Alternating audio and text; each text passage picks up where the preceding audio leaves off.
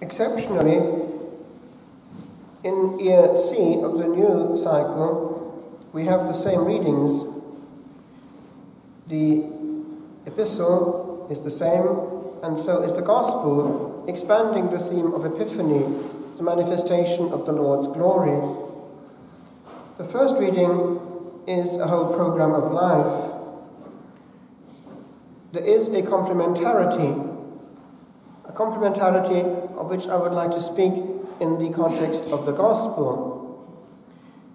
The apostle is speaking about complementarity within the mystical body. We should not think that we are superior if we have different gifts, perhaps more spectacular than those of others. So too, something of the same can be true in marriage.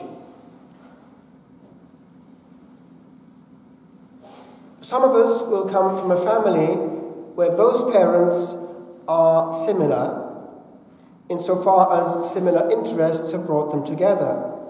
The classic is that of two academics finding the same interests and wanting to be together until death. It is one solution. It can work very well. But there is also another. The B-side of having a situation of much of the same thing within one family is that that lack of complementarity can be there. It can actually be an advantage to have very different temperaments and gifts within one family block.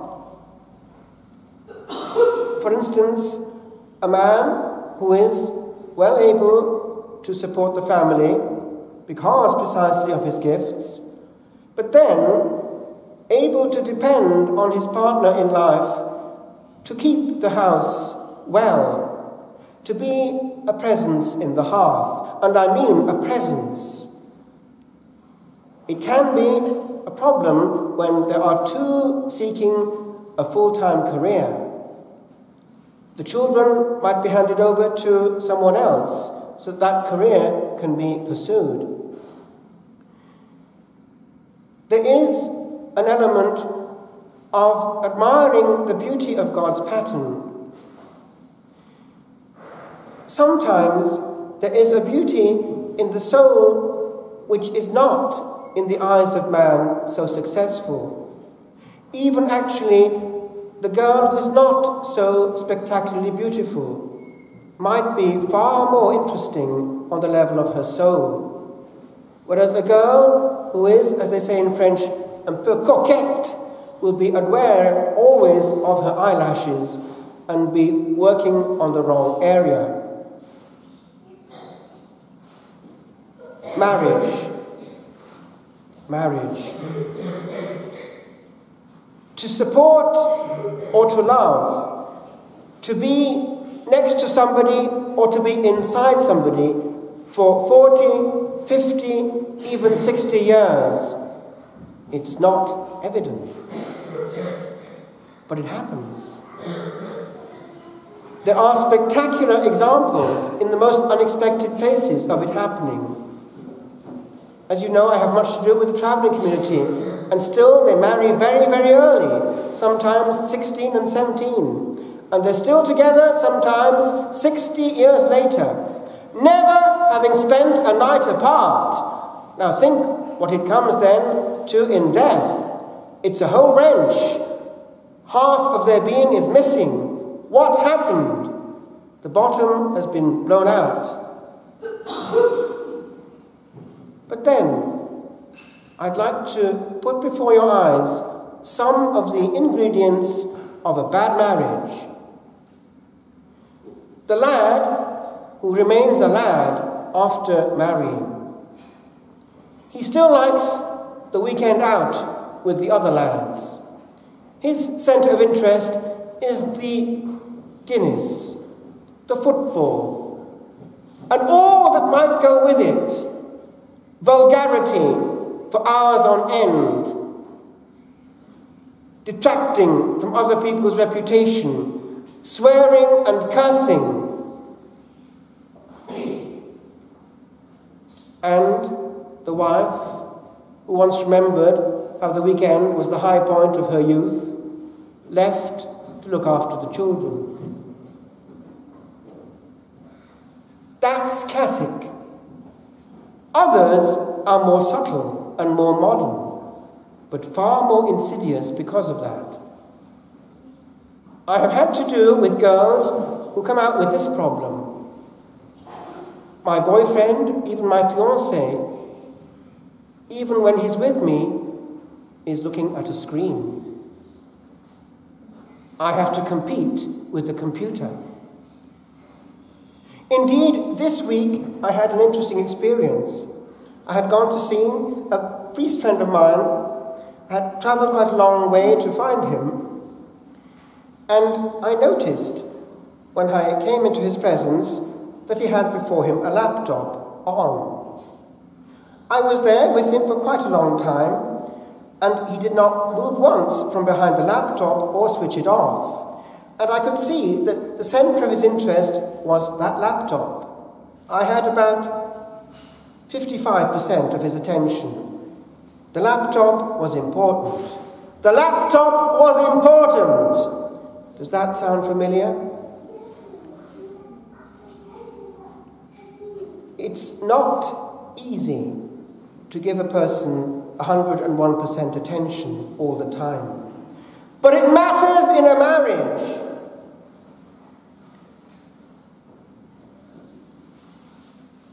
I would like to look at one modern concrete issue. It concerns us all in a family. It's what's happened to our supremely Christian family day. For us Christians, the Sunday. As you may know, I was brought up in Wales in the days when it was still a Christian country and the ethos was still very much that of the Welsh nonconformist situation. Nothing open on a Sunday.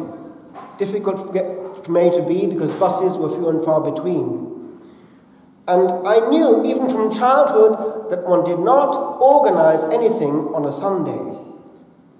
Now, in our situation, it was still a situation of going not once, but 2 or 3 times to church. It's a different culture. It means that basically, and I remember saying that to a friend of mine when I was about 8. He said to me, let's meet on Sunday. And I said to him just by instinct, no, we can't. It's God's Day Sunday. Because I knew that was not the same thing. And it meant this, that whether one liked it or not, it was sacred. And it was home. It was all of us together. And do you know, the high point of that day was the treat that my brother and I had every Sunday evening to stay up late to watch, together with Dad and Mam, between Dad's knees, the whodunit of Perry Mason. We were trying to solve it as a family before we got the answer. The American detective stories. Good black and white television of the 60s. Family together, sharing their thoughts on one goggle box and not one in each room. Time together, sharing joy and laughter. And the big seasons of Christmas, what would one do? Out would come the Meccano, and Dad would make a huge working model, and also Monopoly or Go, and we'd still be at it 2 or 3 hours later, together, as a family, sharing joy and laughter, bonding, happy to be together. I make a jump to 2016 in Ireland. It is very difficult now for a parish priest to compete against what's going on down the road. I think you know what I mean. The bishops have actually written to us, not recently, but a few years ago, asking that we get this message across to Catholic organizations responsible for organizing in particular youth events, not not to impinge on the parish, not to do things on a Sunday morning, because that's the family time together, and it goes with the Sunday meal. That's one high point of the week.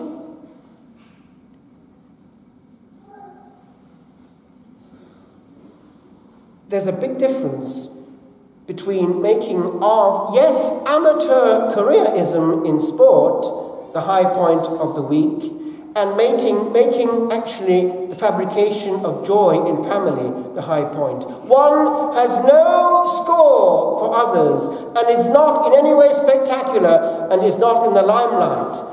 But it matters. This business of dispersing the family and putting one here and one there in some mass that fits in with their timetable is self-destructive with regard to the Christian family and the Christian ethos. As John Paul II put it with insistence, we are a Sunday people. Dies Dominica is the Lord's day and needs to be felt as such. Prime time, but as a family, hearing the same message.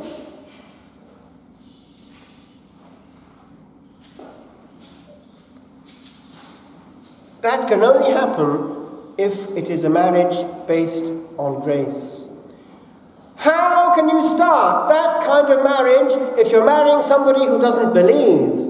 And therefore, all the young people here who are thinking of marriage, put it before the Lord. He knows who's suitable for you. He can find the right person. And often it's not based on looks. I remember in university days, it was fairly easy if one wanted to, as a male, to find a girl, because the proportion of those going to Christian things was massively feminine. But even the boys had a job sometimes. And I remember, unexpectedly, it's actually the beginning nearly of the Week of Christian Unity, and I think about these friends, the president of the Evangelical Christian Union coming to me, and having looked at the picture of Paul VI on the wall, said in Welsh, "It's a big thing for me to come into this room." But then he came out with his problems. And of course it was the classic problem of finding a suitable fish. And he came out unexpectedly with this. We used to call him Speed, because he was so slow in the way he talked. He looked after his big glasses over them and he said this to me, looking at the corner of his eye. "May I congratulate you?" He meant by that, you're free from all the ups and downs of finding a suitable fish in the aquarium. All the energy of these young men was going for about 5 years into finding a suitable candidate. Up they went into ecstasy and down with a bump. Up and down. All the energy of the heart going in different directions until eventually one calmly found a good, serene fish and tried to hang on to her. Marriage is a sacrament, elevated to that, and the hint was here already at Cana. The Lord was present, and He wants to be present in our marriage. And therefore we have to bring Him into there. Prayer at meals, prayer at the end of the day, blessing the children. And then when that's there, one thinks twice before putting some other presents in the house which deflates Him. I mean the goggle box and swearing. Things which can't be compatible with grace in the air. Because the children pick it up. They pick up and they respire what is there. So I leave it with you, my friends. What John Paul II wanted was a domestic church. A church is a place where God reigns. Let Him reign in our families and not old Nick.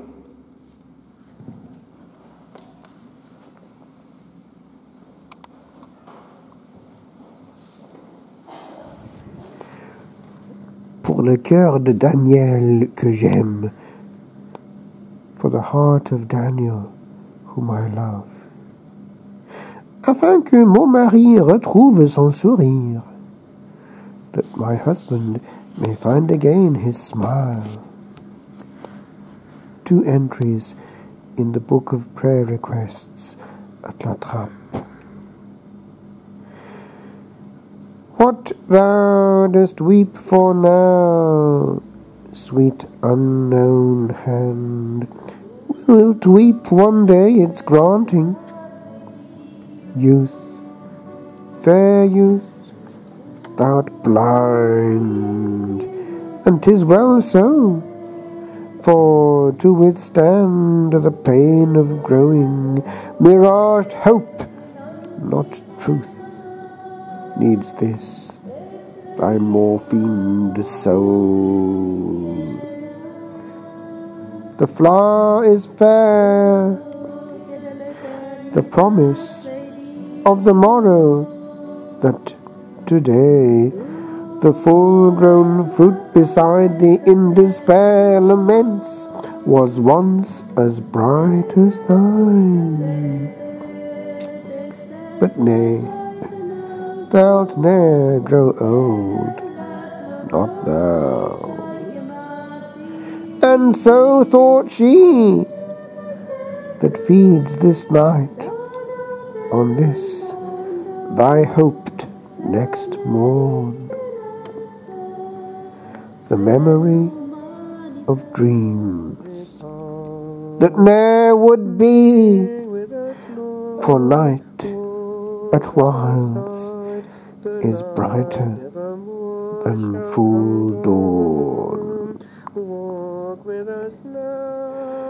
We are unwise in youth's fair yesterday, that smiled at us as though to say, what comes is what makes this thy saddest, happiest day, for that it is to come. And thus it hums our dancing eyelids to an hour's brief sleep beneath tomorrow's stars,